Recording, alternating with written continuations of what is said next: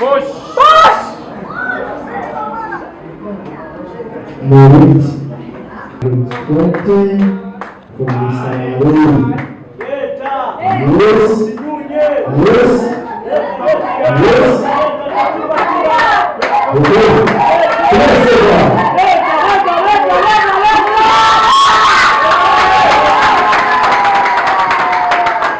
Competition is tambudde bulungi kubanga abaana basitudde bulungi ebyuma, tubadde n'abakyala nabo basitudde bulungi nnyo, abantu bonna babadde bulungi nnyo, abaana bazannye bulungi era nsuubira nti empaka eziddako eza National Championship ezigenda okubeera e Kampala tugenda kuba nga twetegese bulungi nnyo olw'okuba nti abaana bazannye bulungi empaka z'olwaleero. You can see the players have really prepared very well. The participation was amazing.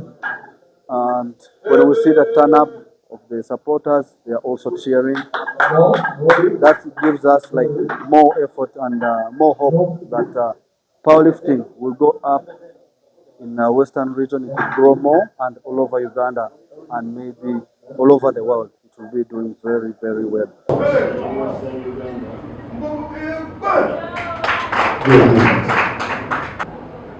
I will remember the count. Okay, squats.